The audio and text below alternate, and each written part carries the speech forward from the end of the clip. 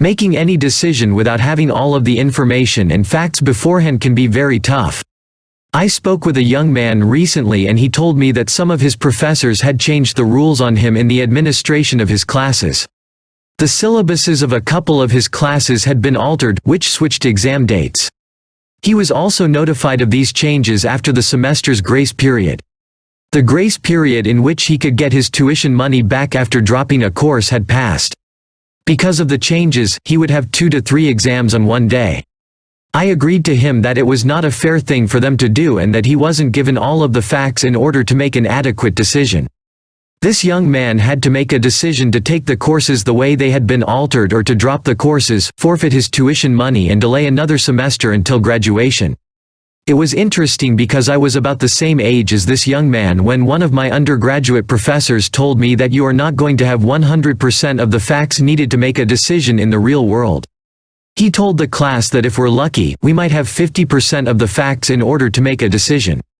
I had told this young man about what my marketing professor had said and he thanked me for this piece of advice. Months later, I had thought about one of the most drastic decisions anyone has had to make in the 20th century without having all of the facts before him.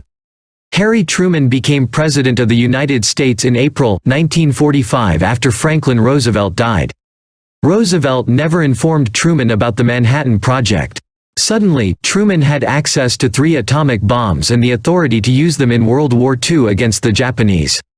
And you think that making some decisions can be tough? Truman had the fate of history in his hands while pondering what to do.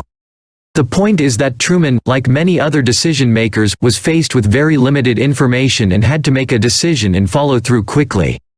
At some points in our lives, this happens to us all. But even if you do not decide to do something, your indecision is your decision.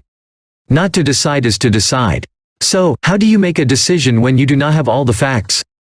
Follow this process. 1. Review the facts that you do have. Truman had access to 3 atomic bombs. Each bomb had enough power to destroy an entire city. 2. Analyze your facts. Truman witnessed the testing of one of the atomic bombs in the desert and was made more aware of the actual intensity of the bomb. 3. Analyze how your facts will affect your future decisions. Truman was given an estimate about the number of American soldiers that might perish in another major battle with Japan. Truman's option was that the atomic bomb could be used in lieu of attacking a Japanese city and would avoid excessive American casualties. 4. Take action. Truman ordered that the remaining 2 atomic bombs be used against the Japanese on Hiroshima and Nagasaki. Using both bombs in battle ultimately ended World War II quicker and avoided additional American casualties.